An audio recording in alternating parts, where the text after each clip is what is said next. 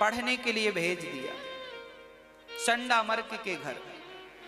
प्रहलाद जी पढ़कर आए तो हिरण्यकश्यपु ने पूछा, बेटा तुमने इतने दिन में क्या पढ़ा, हमें बताओ, क्या अच्छी बात सीखी। तब प्रहलाद जी ने कह दिया, पिताजी आप भी मेरी तरह भगवान का ध्यान किया करो। हिरण्यकश्यपु को बहुत गुस्सा आया, तलवार निकाल ली, पर लोगों ने रोका, रुक गए। अच्छा, आप अपनी जगह आप प्रहलाद की जगह जरा अपने आप को रख के देखो कि आपके पिता आपको तलवार लेके खड़े होते कि तूने एक बार नाम लिया तो तेरी जिह्वा काट दूंगा। ऐसी स्थिति में भी प्रहलाद जी ने भगवान की भक्ति नहीं छोड़ी। ये कथाएं क्या सिखा रही हैं हमें, ये क्या प्रेरणा दे रही हैं हमें? ये कथाएं हमें यही सबक दे रही हैं कि किसी भी हाल में, चाहे तुम्हारी गर्दन कट जाए, उस हाल में भी भगवान को भुलाना नहीं चाहिए। भगवान के लिए मर जाना ही उस परमात्मा की प्राप्ति का साधन है। अब आज तो ऐसा कोई नहीं कि तुम्हारे गले में तलवार ही रखे, पर फिर भी ऐसी विषम परिस्थितियों में भी हमने सुना पृथ्वीराज चौहान के प्रसंग में, महाराणा प्रताप पृथ्वीराज चौहान जी के प्रसंग में सुना पढ़ा कि इन्हें भी पकड़कर अंत में धर्म परिवर्तन कराना चाहा था मुगलों ने। हाँ, पृथ्वीराज चौहान की तो आंखें फोड़ दी थी। कहा था तुम धर्म परिवर्तन, हिंदू हो मुसलमान बन जाओ, हम तुम्हें छोड़ देंगे। पर पृथ्वीराज चौहान ने कहा कि जो व्यक्ति अपना धर्म छोड़ दे वो व्यक्ति फिर व्यक्ति कहां बचा? उस इंसान का क्या महत्व है जो अपने धर्म को त्याग दे? हाँ, अरे ये अनिरुद्धाचार्य तब तक ही तो है जब तक अपने धर्म का पालन कर रहा है। आप तब तक ही तो हैं जब तक आप अपने धर्म का पालन कर रहे हैं। आप अपने धर्म को भूल जाएं तो आपका और मेरा अस्तित्व क्या है? एक व्यक्ति की पहचान उसका धर्म ही तो है। आज राजा हरिश्चंद्र को हम याद क्यों करते हैं? क्योंकि वो धर्मात्मा थे। कर्ण को याद क्यों करते हैं? क्योंकि वो धर्मात्मा थे। वीर शिवाजी को याद क्यों करते हैं? वो धर्मात्मा थे। ये पृथ्वीराज चौहान जी की कथा में क्यों सुना रहा हूं? क्योंकि वो धर्मात्मा थे, मर गए, आंख फोड़ दी मुगलों ने तो फोड़ दी, आंख फोड़वा ली। अब सोचो कि गरम सरिया तुम्हारी आंखों में कोई ठूसे और कहे कि धर्म परिवर्तन कर लो, नहीं ठूस दूंगा, तो आदमी तो डर के मारे कहे ठीक है भैया तू क्या कहता है मैं वो कर लेता हूं। पर धन्य है ये महापुरुष, कह के गए हैं कि मर जाना ठीक है पर अपने धर्म का त्याग करना ठीक नहीं है। अपने ईश्वर का, अपने आराध्य का त्याग करना ठीक नहीं है। विभीषण लंका में रहते थे। रावण हर 2-4 दिन में 2-4 लात जमा देता था। हे विभीषण ये क्या जप रहा है? राम राम राम राम राम राम, पागल तेरी बुद्धि खराब हो गई। विभीषण को लात पड़ते रहते थे, रावण मारता रहता था। लंका में रहते थे विभीषण जी, रावण की लातें बातें सब खाते थे। उस हाल में भी जबकि वहां तो सुख सुविधाएं बहुत थी, रावण के पास कौन से सुख की कमी थी और विभीषण को क्या सुख की कमी थी? क्या रहने को घर नहीं था, कि पत्नी नहीं थी, कि भोग नहीं थे? सब कुछ तो था।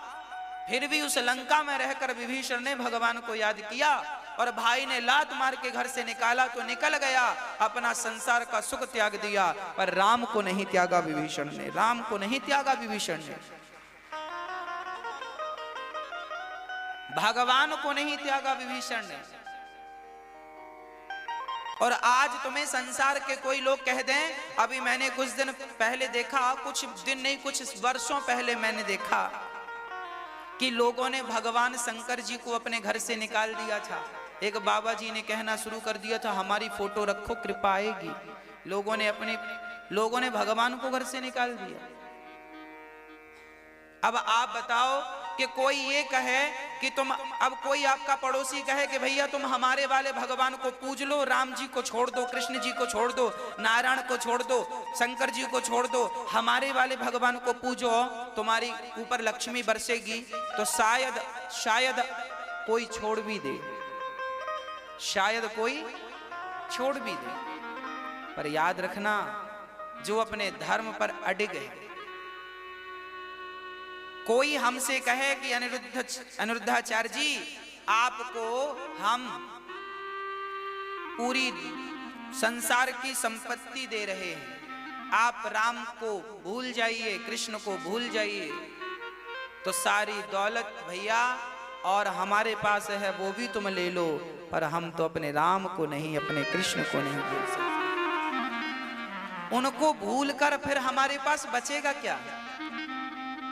क्या बचेगा? हम दौलत का करेंगे क्या? बांध के ले जाएंगे? भैया हमारे राम जी तो हमें भूखा रखें, हमारे कृष्ण जी तो हमें 4-4 दिन भूखा रखें, और हमारे को मरना भी पड़े तो मर जाएं, उस हाल में भी मुख से राम नाम नहीं जाएगा, कृष्ण नाम नहीं जाएगा। हम कोई दौलत के लिए थोड़ी भगवान की भक्ति करते हैं। नहीं दे वो, चूल्हा ना जले 4 दिन, कोई फर्क नहीं, भूखे मरेंगे और ज्यादा क्या होगा। गेहूं को पीसोगे तो आटा बनेगा, आटा को पीसोगे मैदा बनेगा, मैदा को पीस के क्या बनाओगे? तो हम तो पिसे पिसाए मैदा है, हमें क्या पीसोगे? इसलिए भगवान को कभी ना भूलो। प्रहलाद जी के गले पर छुरी थी, पर हिरण्यकश्यप ने कहा नाम छोड़ दे, मैं तुझे राजा बना दूंगा। प्रहलाद जी ने कहा पिताजी आप बने तो हैं राजा, मैं आप जैसा राजा बन के क्या करूंगा? भगवान का द्रोही राजा बन जाए तो क्या करूंगा द्रोही बन के?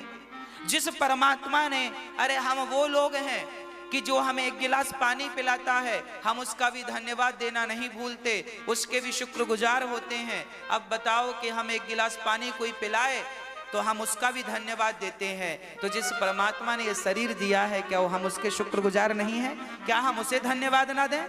क्या हम उसे ही भूल जाएं जिसने हमें ये तन दिया? प्रहलाद ने समझाया पिताजी बुद्धि मारी गई है आपकी, तो उठा के पटक दिया। प्रहलाद ने नवधा भक्ति का उपदेश कर दिया। पिताश्री पहली भक्ति है सत्संग करना, सीखो। दूसरी भक्ति है कीर्तन करना, सीखो। सत्संग रोज किया करो, कथा रोज सुना करो। ये मत कहा करो कि रोज रोज क्या कथा सुने। अरे रोज रोज तुम रोटी खाते हो कि नहीं? रोज रोज पानी पीते हो कि नहीं? पानी पीने से, रोटी खाने से शरीर पुष्ट होता है, भजन करने से तो आत्मा पुष्ट हो जाती है। इसलिए रोज भजन, रोज कथा सुनने की आदत हो, रोज कीर्तन करो, काम करते हुए भगवान का चिंतन करते रहो, काम करते रहो, नाम जपते रहो। श्रवणम कीर्तनम विष्णु स्मरणम। तीसरी भक्ति है भगवान का स्मरण। भगवान का क्या करना चाहिए? काम करते हुए स्मरण भगवान का। स्मरण कैसे? जैसे एक माँ अपने बेटे का स्मरण करती है, काम करती हुई अपने बेटे को ध्यान में रखती है, क्या कर रहा होगा मेरा बेटा। अरे किसी माँ का बेटा अमेरिका चला जाए तो माँ काम करती है, पर काम करते हुए बेटे को याद करती है, बेटे ने खाया होगा कि नहीं, सोया होगा कि नहीं, नाश्ता किया होगा कि नहीं, चाय पी हो। काम करती जाती है माँ और बेटे को याद करती जाती है। जैसे एक स्त्री काम करती जाती है और अपने पति को याद करती जाती है, उसी प्रकार भक्त को चाहिए कि काम करता जाए और भगवान को याद करता जाए। बस यही तो स्मरण है। श्रवणम स्मरणम, श्रवणम कीर्तनम स्मरणम पाद सेवनम। पांव दबाया करो अपनी माँ के। हाँ अच्छा बताओ, आपने आखिरी बार अपनी माँ के पांव कब दबाए थे? कुछ याद है? याद है? नहीं याद? जिस माँ ने तुम्हें जन्म दिया है उस माँ को भूल गए? माँ के बदौलत तुम इस धरती पर सांस ले रहे हो, और उसी माँ को बुढ़ापे में छोड़ दिया। आज बेटे बहुत सारा काम का लोड लेके रखते हैं और उस काम में अपनी माँ को समय देना भूल जाते हैं। मैंने बहुत सारी माँओं को देखा है, बुढ़ापे में अकेली बना करके खाती हैं, शरीर चलता नहीं है फिर भी रोटी बना रही है बुढ़ापे में। और बहू बेटा सब हैं, पर बेटा बहू को समय कहाँ है देखने का कि बूढ़ी माँ। अरे ये वही माँ थी ना जिसकी गोद में तुम कभी खेला करते थे, ये वही माँ है ना जिसने छाती से लगाकर अपना दूध पिलाया था, ये वही माँ है ना जो कभी भूखी रहकर भी तुम्हें खिलाया करती थी। आज वही माँ बुढ़ी हो गई तो तुमने अपनी माँ को रोटी देना भी उचित नहीं समझा, उसका हालचाल पूछना भी उचित नहीं समझा। तुम इंसान हो कि क्या हो? अरे अपने माँ का दर्द तो देख ना पाए, माँ की पीड़ा तो दूर कर ना पाए, तुम किसकी पीड़ा दूर करोगे? तुम अपनी माँ पर तो दया कर ना पाए, बूढ़ी माँ पर, बूढ़ी सास पर दया ना कर पाई बहुएं। जो बहुएं नहीं की दया मैं उनसे कह रहा हूं, जो सेवा करती हैं अपने सास ससुर की मैं उन्हें प्रणाम करता हूं, और जो नहीं करती सो प्रार्थना करता हूं। अरे तुम सास और बहू के नाते से नहीं, एक इंसानियत के नाते से तो बुढ़ापे बूढ़े आदमी को 2 रोटी देते रहो। हाँ, बूढ़े माँ को रोटी देते रहो। कहां तुम्हारी माँ किस हाल में पड़ी है तुम्हें कोई खबर भी है कि नहीं? कैसी संतान हो तुम? कल को तुम्हारे बेटे तुम्हारे साथ यही व्यवहार करेंगे, तब पता चलेगा कि तुमने क्या गलत किया था अपनी माँ के साथ। कितना कष्ट हुआ होगा उस माँ को जब बेटे ने माँ बाप को घर से निकाल दिया, खाने को रोटी नहीं दी, रहने को झोपड़ी नहीं दी। क्या गुजरती होगी उस माँ पर? किससे कहने जाए वो माँ? अरे माँ तो ऐसी होती है कि बेटा अत्याचार करता है फिर भी वो माँ बेटे की शिकायत नहीं करती, फिर भी वो माँ यही कहती है कि मेरा बेटा बहुत अच्छा है, बहुत अच्छा है। तुम उसको रोटी नहीं देते और वो तुम्हारी तारीफ करते थकती नहीं है।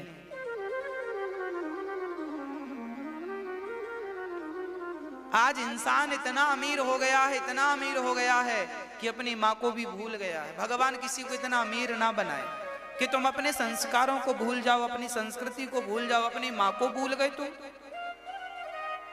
अरे भाई, माँ का ख्याल तो रखना था तुम्हें, माँ की सेवा तो करनी थी तुम्हें। रात को जाते काम धाम से तो 2 मिनट पांव दबा देते, माँ से पूछ लेते माँ कैसी हो, कोई चीज की कमी तो नहीं है। हंसकर 2 बातें ही कर लो अपनी माँ से, पूछ लो कि तुम्हारा दर्द कम हुआ कि नहीं, दवाई ली तुमने टाइम से कि नहीं, पूछ लो अपनी माँ के बारे में। 2 मिनट पांव दबा दोगे तो तुम्हारा वजन कम नहीं हो जाएगा, 2 मिनट पांव दबा दोगे तो तुम्हारा धन भी कम नहीं हो जाएगा। अरे भाई, कहते हैं माँ की दुआ कभी खाली में, माँ को पैसे की क्या जरूरत है? कम से कम प्यार से रोटी तो दे सकते हो, प्यार से बोल तो सकते हो, मीठी वाणी तो बोल सकते हो। माँ से भी प्यार के 2 शब्द नहीं बोलोगे तो गूंगा बना के भेजेगा भगवान अगले जन्म, बोल ही नहीं पाओगे। सेवा कर लो, दोबारा मौका नहीं मिलेगा। हल्के में मत लो ये मनुष्य के तन को, बहुत पछताओगे जब तुम्हारी मृत्यु निकट आएगी, तब मेरी बातें तुम्हें याद आएंगी। हमने भी एक व्रत किया है कि जब तक सांस रहेगी तब तक अपनी बूढ़ी माँओं की सेवा करते रहेंगे, सेवा करते, यही संकल्प, यही हमारा व्रत है। सेवा करते रहेंगे अपनी माँओं की, उनको हंसी खुशी जो बन पड़ेगा देते रहेंगे। और हमें देना क्या है? देने वाले बिहारी जी हैं। बच्ची 2 कहते हैं, जैसे पुष्प को पुष्प भी कहते हैं, फूल भी कहते हैं, सुमन भी कहते हैं, पर्यायवाची है। उसी प्रकार भगवान को भगवान भी कहते हैं और माँ भी कहते हैं, माँ को माँ भी कहते हैं और भगवान भी कहते हैं। माँ की सूरत वैसी ही है जैसे भगवान की, कभी तुम्हें मिलेंगे तो भगवान वैसे ही दिखेंगे जैसी तुम्हारी जाकी रही भावना, जैसी प्रभु मूरत देखी तिन तैसी। भगवान की सूरत वैसी ही है जैसे तुम्हारी माँ की सूरत है। और माँ में तुमने भगवान को नहीं देखा तो मर के जब जाओगे तो तुम्हारे सामने भगवान नहीं, माँ ही बैठी होगी, भगवान ही बैठा होगा माँ की सूरत में, और हिसाब तुमसे तुम्हारी माँ लेगी, बेटा तुमने मेरे साथ क्या किया था, अब बताओ तुम्हारे साथ क्या किया जाए। फिर कर्मों का दंड भोगना पड़ता है और बाद में फिर रोना भी पड़ता है कि क्यों गलत किया, क्यों नहीं की। माँ मरती है तो लोग रोते हैं, माँ मर गई मर गई। अरे जब तक जिंदा है तब। बस आपसे प्रार्थना करता हूं कि आप सभी भी अपनी अपनी माँ की सेवा करो। आप हमें यहाँ के लिए सहयोग भेजें या ना भेजें, आपके पास है तो भेज दीजिएगा, नहीं है तो मत भेजिएगा, पर प्रार्थना हाथ जोड़ के है कि अपने अपने माँ बाप की खूब सेवा कीजिएगा। यही सबसे बड़ा पुण्य है इस धरा का, इस धरती का। बस कुछ भक्तों ने अपने हाथ बढ़ाए हैं सहयोग के लिए, माँ की सेवा के लिए। यहाँ अन्न क्षेत्र चलता है, रोज भोजन करते हैं लोग, और मेरी बूढ़ी बूढ़ी माएँ भी जाकर अन्न क्षेत्र में खड़ी होती हैं, वो भी अपने हाथ से रोटी का दान करती हैं। तो जब रोटी का दान करती हैं तो उनके खाते में भी पुण्य जमा हो जाता है। माएँ पुण्य भी करती हैं यहाँ। हाँ, तो आप लोग सहयोग करते हैं तो यहाँ अन्न क्षेत्र चलता है, माँ की सेवा होती है, निःशुल्क अन्न क्षेत्र चलता है। 2000 लोग रोज भोजन करते हैं लगभग, और 100 लोग रोज दवाई करवाते हैं। निःशुल्क करूं, माँ की सेवा करूं। जब आप धर्म के लिए संकल्प लेंगे तो भगवान आपको खूब धनवान बनाएंगे। और हम तो कहते हैं भगवान आपको खूब धनवान बनाए ताकि आप अपने धन से धर्म करते रहें। बोलिए भक्त वत्सल भगवान की जय। श्री राधे। बड़ी ही सुंदर पावन पवित्र कथा का श्रवण पान कर रहे थे आप सभी लोग।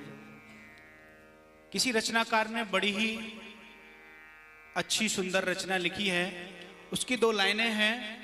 प्रहलाद जी ने अपने पूज्य पिताजी से कहा,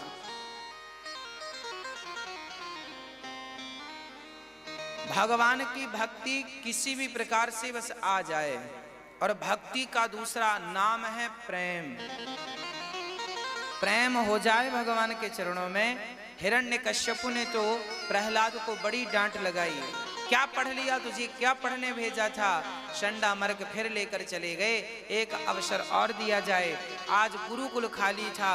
प्रहलाद के बच्चों ने अर्थात विद्यार्थियों ने प्रश्न किया, प्रहलाद आपने कौन सी शिक्षा प्राप्त कर ली जो आप हमसे अच्छी बातें करते हैं और भगवान के इतने करीब हैं। तब प्रहलाद जी ने उन्हें भी कहा, बच्चों जो मैं रास्ता अपनाया हूं वही कल्याण का साधन है, तुम भी संसार से हटकर भगवान में मन लगाओ। प्रहलाद जी ने बच्चों को कहा, कौमारवाचरेत् प्राज्ञो धर्मान भागवता निहा दुर्लभम मानुषम जन्म तदप्य ध्रुवमर्थिदम्। प्रहलाद जी ने कहा, देखो भगवान की भक्ति बुढ़ापे से नहीं, कौमार आचरित प्राज्ञो, भक्ति का आचरण कौमार अवस्था से अर्थात लड़कपन से प्रारंभ कर देना चाहिए। भगवान के प्रति श्रद्धा विश्वास लड़कपन जवानी से स्टार्ट हो जाए। और प्रहलाद जी ने अपने बच्चों को उपदेश किया, अर्थात अपने मित्रों को उपदेश किया, और दिव्य उपदेश कर रहे थे। तभी उनके गुरुजन आए, प्रहलाद जी कीर्तन करने लगे। गुरुजन आए, उन्होंने भी प्रहलाद जी को, संत जन कहते हैं, स्पर्श किया तो वो भी कीर्तन करने लगे। तब हिरण्यकश्यपु अंत में वहां पहुंचे।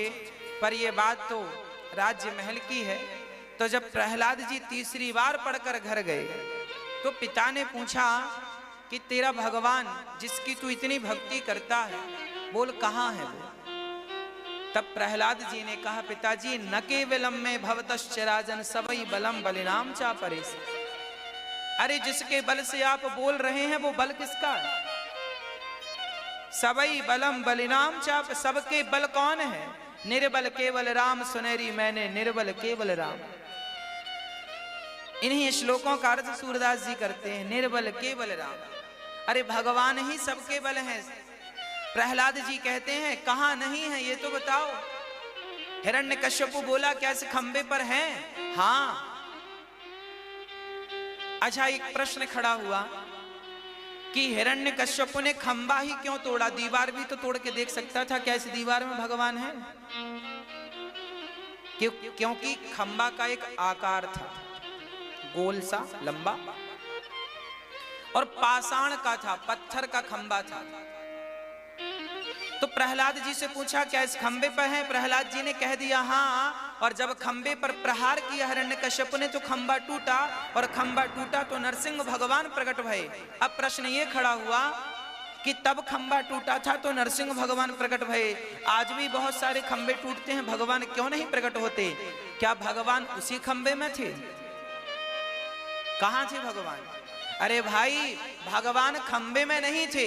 लोग कहते हैं भगवान खंबे से प्रकट भये, भगवान खंबे से प्रकट नहीं भये। भगवान तो प्रहलाद के विश्वास से प्रकट भये। जहां विश्वास से उंगली रख दिया कि यहां भगवान है, तो भगवान ने भक्त की बात काटी नहीं और भक्त के वचन को सत्य करने के लिए उस जगह से प्रकट हो गए, ताकि भक्तों का विश्वास कभी टूटे न। भगवान खंबे पर नहीं, भक्त के विश्वास में। यदि विश्वास से आप कह दोगे कि यहां ईश्वर है तो है, कहो तो एक बार उस विश्वास से। नरसिंह वसे प्रति खंबन में, पर काढ़न को प्रहलाद कहां? सूर्य अनेक फिरे कण मांगत पै पद सूर सुस्वाद कहां? पुनि ताल मजीरा बजाती फिरे मीरा बतवाली सी चाह कहां? श्री राम कथा कितनों ने लिखी, तुलसी जैसी मर्याद कहां? और नरसिंह बसे प्रति खंबन में, पर काढ़न को प्रहलाद कहां? कहां है वो प्रहलाद? प्रहलाद जी, अच्छा, जब से प्रहलाद जी के प्रहार, नरसिंह भगवान प्रकट भये हिरण्यकश्यपु के प्रहार से, तब से मूर्ति पूजा स्टार्ट हो गई। एक सज्जन ने हमसे पूछा, भैया महाराज जी ये बताओ, भगवान पत्थर के क्यों बनाए जाते हैं?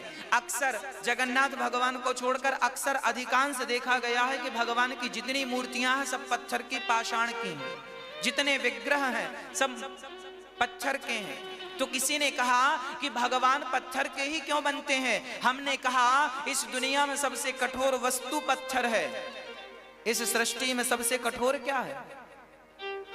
हीरा कठोर है, वो भी पत्थर है, पर मैं पत्थर की बात करूं, सबसे कठोर पत्थर होता है। लकड़ी से कठोर है, मिट्टी से कठोर है, अन्य चीजों से कठोर पत्थर है। मानो भगवान ये कहना चाहते हैं कि दुनिया वालों, मैं सबसे कठोर वस्तु में यदि विद्यमान हूं, तो सबसे कोमल वस्तु में तो होगा ही होगा ना। और सबसे कोमल कौन है? माता पिता सबसे कोमल है। अर्थात भगवान हरि व्यापक सर्वत्र समाना की बात, उनका सिद्धांत यहां पुष्ट हो गया। भगवान पत्थर के इसलिए बनाए जाते हैं क्योंकि सबसे कठोर है। और भगवान सबसे कठोर से कठोर वस्तु में भी भगवान हरि व्यापक सर्वत्र समाना, सर्वम खलविदम ब्रह्म सर्वत्र। नरसिंह भगवान प्रकट हो गए, हिरण्यकश्यपु को उठाकर गोद में रख लिया। हिरण्यकश्यपु बोला मैं मरूंगा ही नहीं। भगवान ने कहा क्यों? बोले ना दिन को मरूं ना रात को मरूं। भगवान बोले ना दिन है ना रात, संध्या की बेला है, अब तो मरेगा। बोले ब्रह्मा के बनाए किसी महीने में नहीं मरूं। भगवान बोले जरा पंचांग देखा कर, 13वां पुरुषोत्तम महीना चल रहा, अब तो मरेगा। बोला अभी भी नहीं मरूंगा, ना इंसान से मरूं, ना देवताओं से, ना यक्ष से, ना गंधर्व से। भगवान बोले ना मैं देवता हूं, ना दानव हूं, ना यक्ष हूं, ना गंधर्व हूं। मुझे देख, आधा धड़ शरीर इंसान का है और आधा शेर का है। नरसिंह हूं, मेरे जैसा कहीं दूसरा देखा हो तो बता। भगवान जैसे सिर्फ भगवान है, कोई टू कॉपी डुप्लीकेट कुछ नहीं है। भगवान ने कहा तुझे मारने के लिए मैंने। अब कितना हिरण्यकश्यपु के इस प्रसंग से ये बात स्पष्ट हो गई कि सांसारिक प्राणी कितना भी चतुर क्यों ना हो, कितने भी उपाय क्यों न करें मृत्यु से बचने का, पर अंतिम सत्य यही है कि मरना सबको है। हिरण्यकश्यपु जैसे, हिरण्याक्ष जैसे नहीं बचे, रावण कुंभकर्ण शिशुपाल दंतवक्र जैसे नहीं बचे, तो हम और आप क्या हैं? इसलिए गोस्वामी जी महाराज लिखते हैं कि दो बातन को भूल मत, जो चाहे कल्याण। नारायण एक मौत को दूजे श्री भगवान। अपनी मृत्यु को और अपने इष्ट को, अपने भगवान को कभी मत भूलिएगा। दो बातन को भूल मत, भगवान को और मृत्यु को। हिरण्यकश्यपु भूल गया था और मनमाना करता कौन समझाए इन्हें कि यति सर्वत्र वर्जयेत, अति करोगे तो अंत निश्चित है। छाती फाड़ डाली भगवान ने, आंतों को निकाल कर गले की माला क्यों पहन ली? इसलिए मानो भगवान ये देखना चाहते हैं कि इस हिरण्यकश्यपु के भीतर कौन सा पुण्य है कि जिस पुण्य के कारण प्रहलाद जैसे भक्त का जन्म हो गया, मानो उसके रक्त को देख रहे हैं कि इसके रक्त में ऐसी कौन सी अच्छाई है इसके भीतर जिससे ऐसे भक्त जन्म लेते हैं। इसलिए गले की माला बनाकर उसकी आंतों को पहन लिया और भगवान ने हिरण्यकश्यप का उद्धार किया। देवी देवता आए, साक्षात लक्ष्मी जी आई, स्तुति करने पर भगवान की स्तुति कोई कर ना पाया, डर के मारे सब भाग गए। पर प्रहलाद जी तो वैसे ही खड़े हैं जैसे गाय के सामने बछड़ा और शेरनी के सामने उसका बच्चा खड़ा होता है। शेरनी से दुनिया डरती है, पर शेर का बच्चा कहां डरता है। गाय का बच्चा जैसे गाय के सामने खड़ा है और गाय चाट चाट कर उसे निर्मल करती है, उसी प्रकार भगवान तो वो भगवान है जो भक्त के पापों को एक बार कोई सन्मुख हो ही जीव मोहि जब वहीं जन्म कोटि अगना सहित वहीं, एक बार कोई सन्मुख खड़ा तो हो जाए कह करके प्रभु मैं आपका हो गया। उसी दिन जैसे गौ माता चाट चाट के बच्चे को निर्मल कर देती है, उसी क्षण भगवान अपने भक्त को निर्मल कर देते हैं। तब जब वो सामने खड़ा होता है ये कह करके मैं आपका हूं। प्रहलाद जी ने कहा ब्रह्मादयः सुरगणा मुनयोऽथ सिद्धा सत्त्वैकतानमतयो वचसां प्रवाहये नारादितुं पुरुगुणैरधुनापि विप्रो किं तोष्टुमर्हति समे हरिरुग्रजाते। हे प्रभु ब्रह्मादयः सुरगणा मुनयोऽथ सिद्धा, हे परमात्मा, हे ईश्वर जिन्होंने ब्रह्मा को प्रकट किया, ब्रह्मादया सुरगणा, जिसकी देवता भी स्तुति करते हैं और हाथ जोड़कर खड़े रहते हैं, वो परमात्मा का दर्शन करने का मुझे सौभाग्य मिला। प्रहलाद जी चरणों में गिर पड़े। प्रहलाद जी के सिर पे हाथ रख के भगवान ने कहा बेटा प्रहलाद तुम मुझसे कुछ मांग लो, आज मेरा मन तुम्हें कुछ देने का है, बोलो तुम्हें क्या चाहिए। जब ये बात भगवान ने कही तो क्या हुआ, प्रहलाद जी की बात सुनकर भगवान की बात सुनकर प्रहलाद जी ने कहा प्रभु यदि आप हमें कुछ देना चाहते हैं तो यही वरदान दीजिए कि हम कभी आपसे कुछ मांगे ना, अर्थात मांगने की इच्छा कभी प्रकट ना हो, बस यही वरदान दे दीजिए। अर्थात प्रहलाद जी ने निष्काम होने का वरदान मांगा। हे प्रभु हमें क्या बना दीजिए, निष्काम बना दीजिए, हमें निष्काम कर दीजिए। याद रखना जब तक हमारे भीतर कामनाएं, उसके अभी भरत जी के प्रसंग में मैंने ये बात आपसे की, जब तक कामनाएं होंगी, प्रहलाद जी भी कामना के चलते मृग बन गए क्योंकि मृग में मन लग गया। आपके भीतर जब तक ये कामनाओं का कांटा है तब तक ही आप चक्कर में पड़े हैं, और जिस दिन निष्काम हो जाएंगे उसी दिन भगवत प्राप्ति हो जाएगी और जीवन सार्थक हो जाएगा। इसलिए हम निष्काम भक्त दो प्रकार के होते हैं, एक सकाम एक निष्काम। जिनके भीतर कोई कामना है वो सकाम है, मांगने वालों की तो भीड़ लगी है, पर निष्काम कौन है, जिसे कुछ नहीं चाहिए। चाहिए क्या, बोले कन्हैया तुम्हें एक नजर देखना है, जिधर तुम छिपे हो उधर देखना है। चाहत हो तो केवल गोविंद के दर्शन की, केवल ईश्वर के दर्शन की। आंसू भी हो तो उनके दर्शन के लिए, चाहत भी हो तो उनकी हो। अरे जमाने की चाहत करके क्या मिलना है। इसलिए चाह जी से लगी जी जरा हो गया, चाह हरि से लगी जी हरा हो गया, और चाह इनकी हमें हरदम चाहिए, और अगर ये चाहे हमें तो फिर क्या चाहिए। ईश्वर हमें चाहे तो फिर क्या चाहिए। मीरा धन्य हो गई जिसने भगवान को चाहा, केवल उसने चाहा ऐसा नहीं, भगवान ने भी चाहा तो हृदय में जगह दे दी। आज दुनिया में कहीं मीरा की समाधि नहीं। चैतन्य महाप्रभु ने भगवान को चाहा तो सिर्फ उन्होंने नहीं, भगवान ने भी चाहा तो जगन्नाथ जी ने अपने हृदय में उन्हें स्थान दे दिया।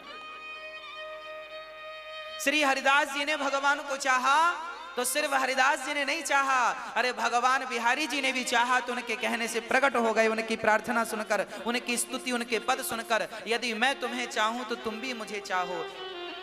हाँ, और भक्त की भक्ति तो तब सफल है ना जब मैं तुम्हें चाहूं, तब सफल नहीं है, जब तुम हमें चाहो तब सफल है। तो आप उसे तब तक चाहो जब तक वो आपको ना चाहने लग जाए, तब तक उसे चाहो। बिहारी जी को तब तक चाहो जब तक वो आपको ना चाहने लग जाए। यही तो चाह, यही तो प्रहलाद जी कहते हैं कि यदि मैं मांग लूंगा तो फिर मेरी भक्ति का अर्थ क्या है। इसलिए मैं मांगना नहीं चाहता। हे गोविंद, हे प्रभु, यदि देना है तो मुझे निष्काम कर दीजिए, कोई कामना ही कभी प्रकट ना हो मांगने की। आज ना सही, जन्म जन्म तक भी मैं आपसे कुछ ना मांगू।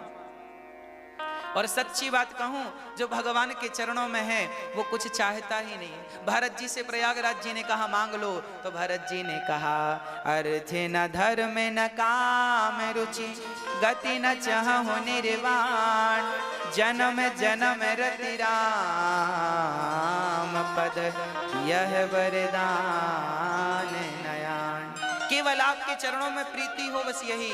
बाली से कहा तुम मांग लो, तो बाली ने क्या कहा, अब नाथ करि करुणा विलोकहूँ, देहो जो वर मांगहूँ, जिह योनि जन्महु कर्म बसता राम पद अनुराग।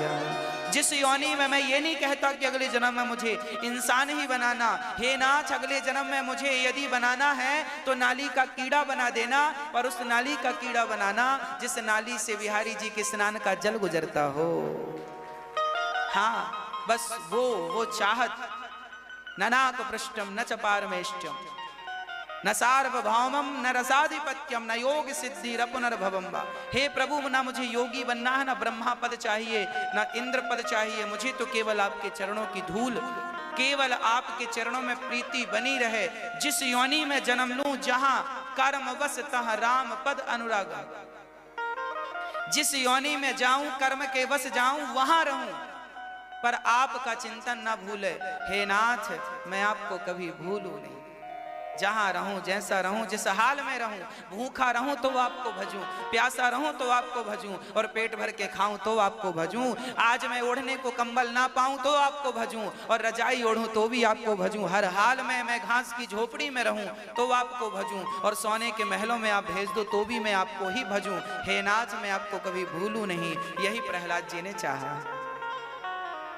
भगवान ने हृदय से लगाकर प्यार करके वहां से अंतर्धान भये हैं। और भगवान सिर्फ प्रहलाद के लिए नहीं, एक बार तो भगवान गज की पुकार सुने, और गज श्री सुखदेव भगवान कहते हैं, राजन सुनो, एक बार त्रिकूट पर्वत पर एक हाथी रहा करता था, बड़ा उन्मत्त था, बहुत सारी हथनियां और बहुत सारे उसके बच्चे थे। पर क्या हुआ कि एक बार वो स्नान करने गया सरोवर में, और पानी पी रहा था कि उसका पांव मगर ने पकड़ लिया। पानी को गलत ढंग से यूज कर रहा था तो मगर ने पकड़ लिया। मगर ये कह रहा था पानी को ठीक ठीक से पी लो और जाओ, तुम गंदा क्यों कर रहे हो, जल को क्यों बर्बाद कर रहे हो। जल को बर्बाद किया हाथी ने, तो मगर ने पांव पकड़ लिया। आप लोग भी जल बचाइएगा, जल को बर्बाद ना कीजिएगा, नहीं तो मगर ने उसका पांव पकड़ा था, आपका भी पकड़ लेगा। हाथी ने पांव पकड़ा, अब मगर ने पांव पकड़ा। अब हाथी तो घबराए, उन्हें तो लगा कि कोई साधारण होगा तो छुड़ा लूंगा, पर कैसे छुड़ाते, जोर जितना लगाए अंदर उतना पांव चला जाए, फिर बाहर निकले, फिर अंदर, चलता रहा। जब हाथी ने अपने परिवार को बुलाया, बच्चों को, पत्नियों को, तो सबने थोड़ा थोड़ा हेल्प तो की, पर सब कब तक करते बेचारे, सब धीरे धीरे छोड़कर जाने लगे। याद रखिएगा, जब तक शरीर में बल है और आपके जेब में पैसे हैं, तब तक ही लोग आपकी तरफ देख रहे हैं। आपके पैसे खत्म हो जाएंगे तो आपके अपने भी देखने नहीं आएंगे कि क्या चल रहा है। हाँ जी, किसी ने बढ़िया सी बात कही है, जो बीत गए हैं वो जमाने नहीं आते, आते हैं नए लोग पुराने नहीं आते। बरसों हुए पेड़ की शाखाएं हैं सूखी, बरसों हुए पेड़ की शाखाएं हैं सूखी, पंछी भी यहाँ रात बिताने नहीं आते, अब दोस्त भी मिलने के बहाने नहीं आते। पेड़ हरा भरा होता है तो पक्षी घोंसला भी बनाते हैं, और पेड़ सूख जाए तो वहां तो पक्षी भी रात बिताने। लकड़ी के मकानों में न चिराग जलाओ, लकड़ी के मकानों में न चिराग जलाओ, वो आग पड़ोसी भी बुझाने नहीं आते, अब दोस्त भी मिलने के बहाने नहीं आते, जो बीत गए हैं वो जमाने नहीं आते। जमाने बीत गए, कभी तुम जवान थे, दौड़ते थे, अपना काम कर लेते थे, अब बुढ़ापा आ गया, पराधीन हो गए। भगवान से यही कहो कि हे नाथ, मुझे किसी के सहारे की जरूरत ना पड़े, मुझे तो केवल आपका सहारा चाहिए और किसी के सहारे की जरूरत ना पड़े। इसके लिए आप अच्छे कर्म करते रहिए, किसी के साथ गलत ना कीजिए। हाथी ने पुकारा, हाथी के प्रसंग में प्राग जन्मन्यनु शिक्षितम लिखा है सुखदेव भगवान ने। सुखदेव भगवान कहते हैं, एवं व्यवसितो बुद्ध्या समाधाय मनो हृदि जजाप परमं जाप्यम प्राग्जन्मन्यनुशिक्षितम।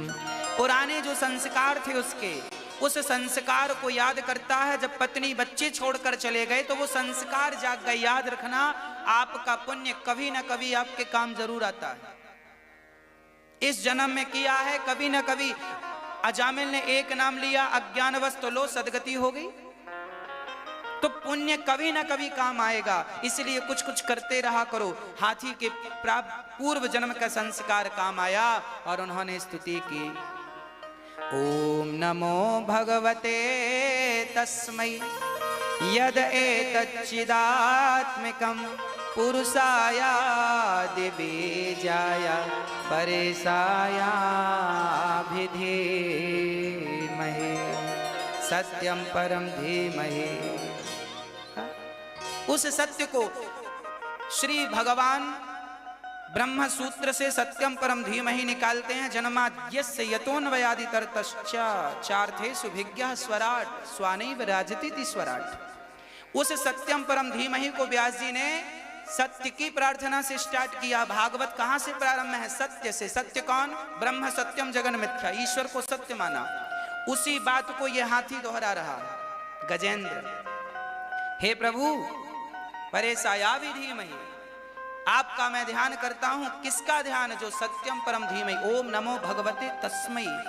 हे नाथ, जिस परमात्मा की बड़े बड़े देवता ब्रह्मा स्तुति करते हैं, मैं उन परमात्मा की शरण ग्रहण करता हूं। मैं उन परमात्मा की शरण ग्रहण करता हूं जिनके यहाँ ब्रह्मा भी हाथ जोड़ के खड़े हैं। मैं उनकी शरण ग्रहण करता हूं जिनकी नाभि से ब्रह्मा प्रकट होते हैं। मैं उन परमात्मा की शरण ग्रहण करता हूं जो सृष्टि को, प्रपंच को बनाने वाले हैं।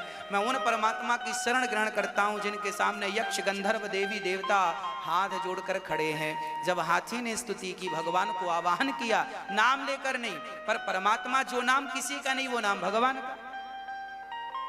ईश्वर साकार है तो निराकार भी है। ईश्वर का कुछ नाम है तो कुछ नाम है भी नहीं।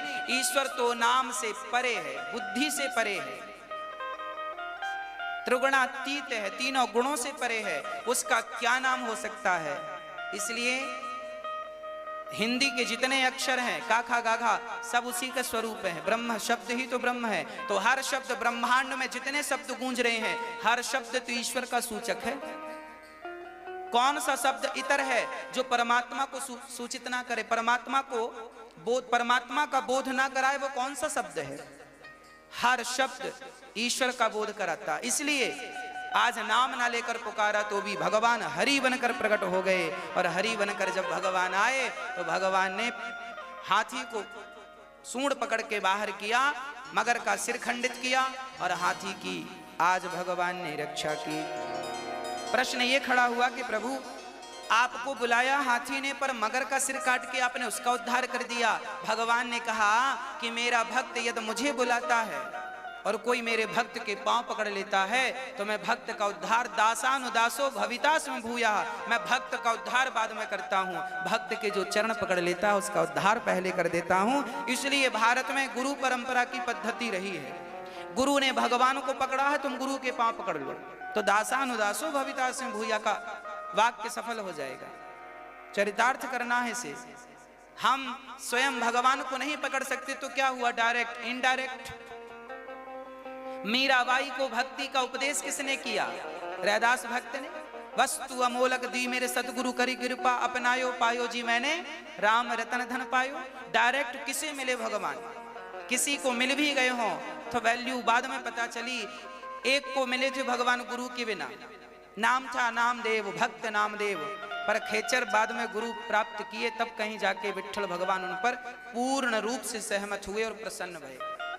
तो श्री भगवान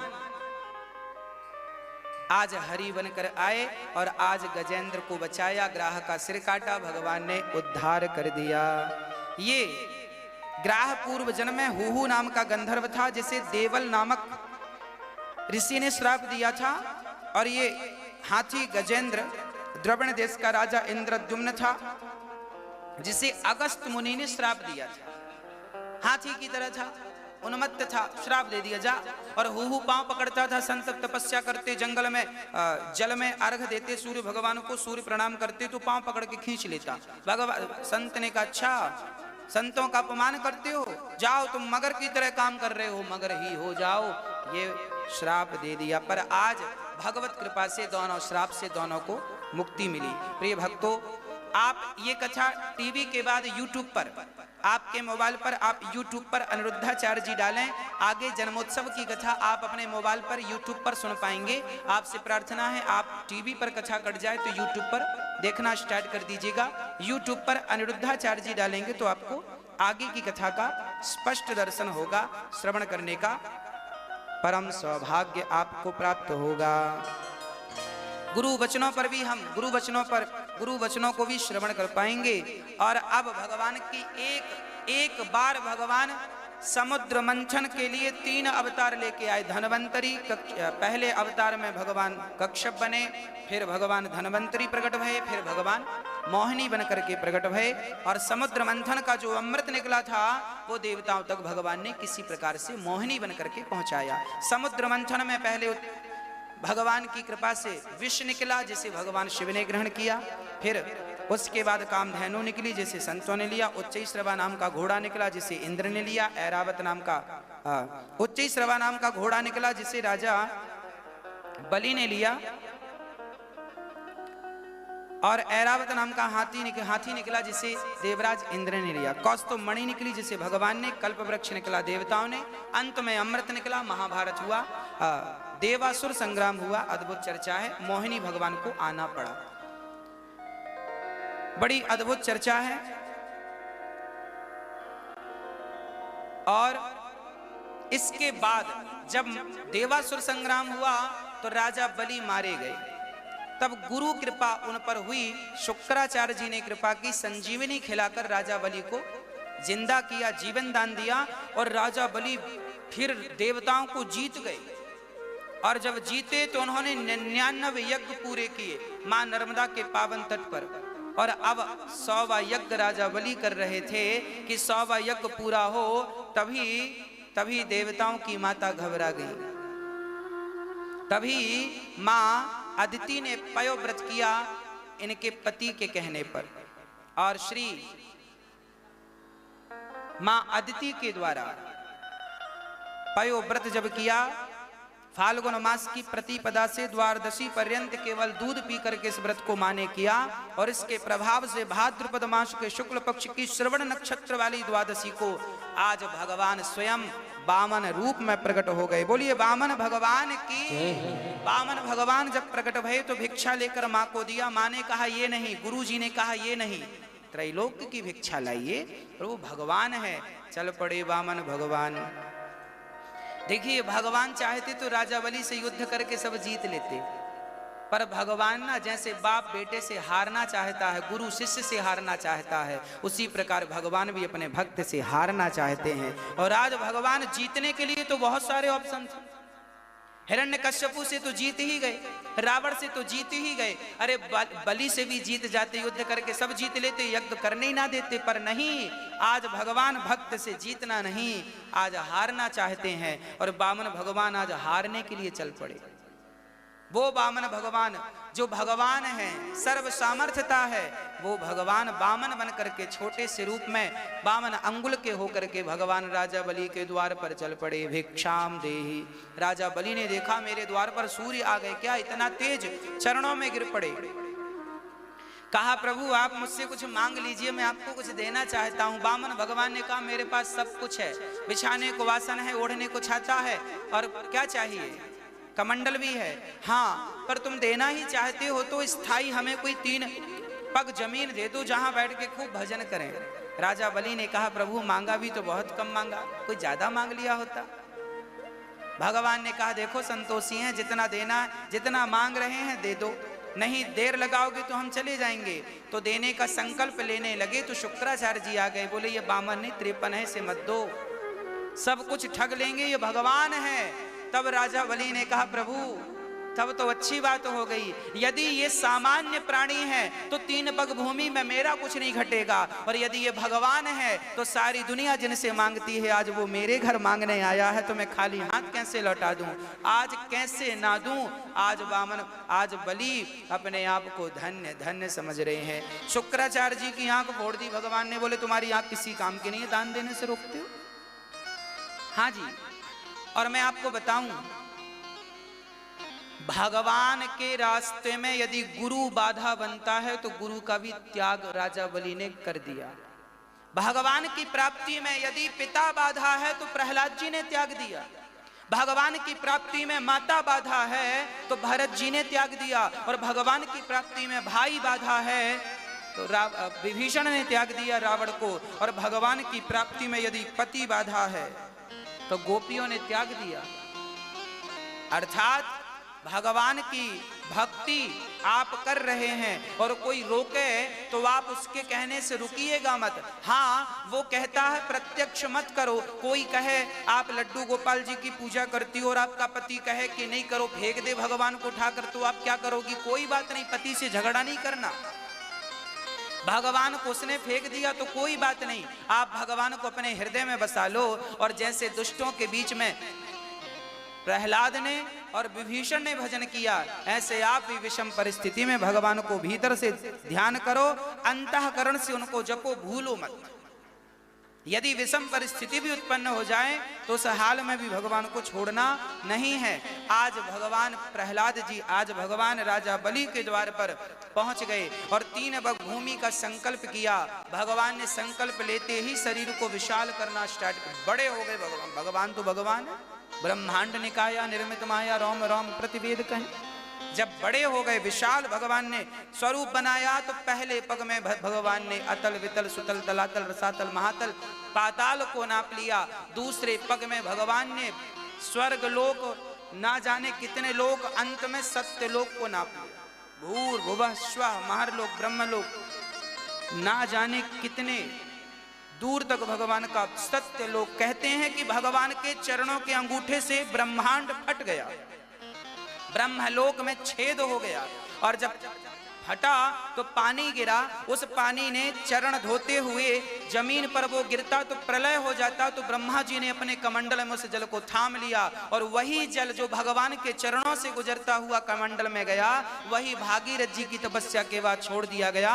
वही चरणों का धौमन गंगा मैया कह करके हम उसे आराप बुलाते हैं। तो ये बामन भगवान से गंगा की उत्पत्ति हो चुकी थी, भागीरथ जी तो बाद में आए। हाँ, तो श्री भगवान के चरण धोते हुए ब्रह्मलोक ने, ब्रह्मा जी ने चरणों का अंगूठे का प्रक्षालन किया, स्पर्श किया, प्रणाम किया, और 2 पग में ही सब नाप लिया, तीसरा पग कहाँ रखें। तब राजा बलि से कहा भगवान ने तूने 3 पग का वरदान दिया था, मैंने 2 में नापा, तीसरा कहाँ रखूं? तू मुकुर रहा है इसलिए तुझे मैं दंड दूंगा। श्री गरुण जी महाराज आए और उन्हें मार लगाई बलि को। अब देखिए भगवान कैसे हैं, एक तो सब कुछ ले भी लेते हैं और बाद में मारते और हैं।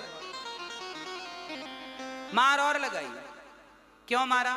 भगवान ने इसलिए मार के देखा कि कहीं इसके भीतर कोई इच्छाएं तो नहीं है। जब प्रहलाद, जब बलि पिट रहे थे और बंधे हुए थे बंधन में, तब वहां प्रहलाद जी ने आकर, प्रहलाद जी ने बड़ी सुंदर बात कही। बलि से, बेटा ये भगवान है, इनके देने में भी प्यार है, इनके लेने में भी रोना मत, घबराना मत, ये भगवान है, परीक्षा करके देख रहे हैं, तुम कच्चे तो नहीं हो। अरे आप 100 रुपए का घड़ा खरीदते हैं तो 4 बार ठोक कर देखते हैं, कच्चा तो नहीं है, फूटा तो नहीं है। और भगवान जिससे अपनी कृपा लुटाना चाह रहे हैं उसे भी तो ठोक बजा के देखेंगे, भगत कच्चा तो नहीं है। तो राजा बलि को ठोक के देख रहे हैं, कच्चा तो नहीं निकला, कोई इच्छा तो नहीं जाग रही, कहीं इसकी राज सत्ता, कहीं ये परेशान तो नहीं है कि लो मैंने सब दे दिया फिर भी मारते हैं। पर ना, धन्य है राजा बलि, शरणापन्न हो गए प्रभु। अब तो एक काम करो, आपने धन नापा है, अब मुझे ही नाप लो, ये समर्पण है। भगवान इसलिए नौवीं भक्ति, नवम सरल सब सन छलहीना, मम भरोस ही हरस न दीना। नौवीं भक्ति समर्पण है।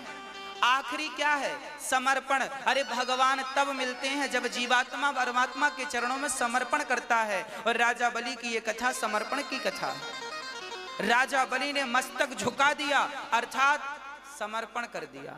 लोग कहते हैं ना सर कटा सकते हैं लेकिन सर झुका सकते नहीं। समर्पण जहां होता वहीं तो सिर झुकता है।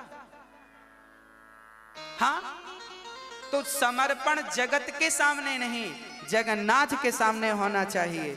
जगन्नाथ के सामने आज समर्पण कर दिया राजा बलि ने। तीसरा पग मेरे मस्तक पे रख लो।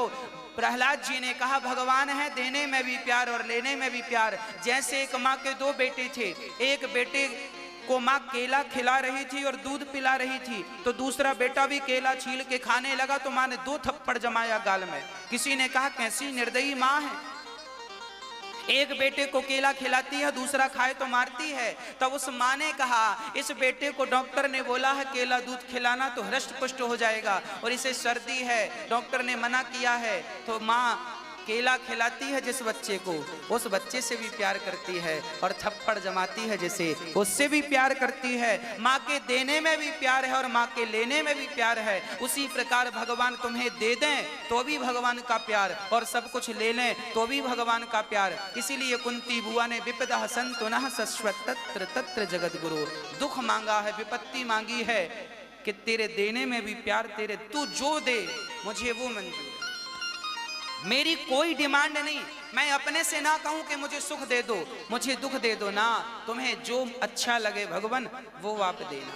मैं तो साइलेंट हूं, चुप हूं, कोई चाहत ही नहीं, ना अच्छी है ना बुरी चाहत है, कुछ नहीं, बस नाम जपना है, बस कृष्ण कृष्ण जपो, राम राम नारायण जपो। बस एक बार भगवान ने राजा बलि पर कृपा की, बामन बन के आना पड़ा और राजा बलि को पाताल का राजा बनाया। आगामी मनवंतर में भगवान राजा बलि को इंद्र बनाएंगे।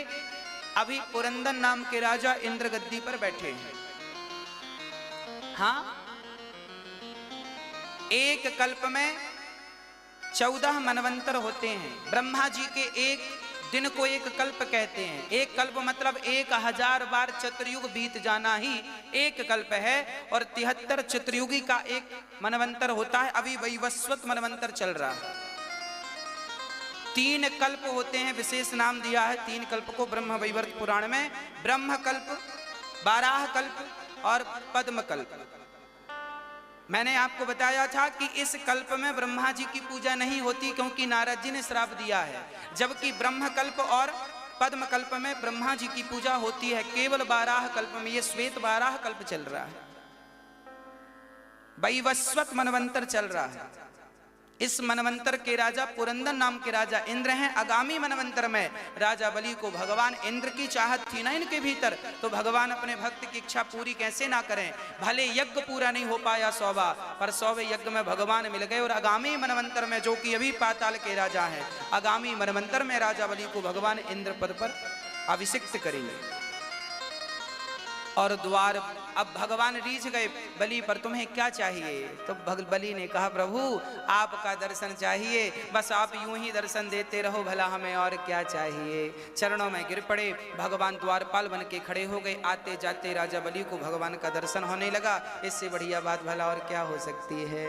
अब राजा बलि के यहाँ भगवान खड़े हैं, पर लक्ष्मी जी आई, राजा बलि को राखी बांध कर गई और भैया तुम हमारे पति को लौटा दो कहकर के माँ लक्ष्मी नारायण को लेकर गई। बोलिए लक्ष्मी नारायण भगवान की जय। भगवान अपने स्थान पर सुसज्जित हैं। अब हमारे मध्य गुरुजन पधारे हैं तो 2-2 मिनट गुरुजनों की सुंदर सी वाणी सुनते हैं और पुनः फिर जन्मोत्सव में लाला राम के जन्म में और लाला कृष्ण के जन्मोत्सव में तुरंत प्रवेश करेंगे। गुरुजनों के सुंदर चरणों में दास का कोटि कोटि नमन। और आइए गुरुवाणी को श्रवण करते हैं।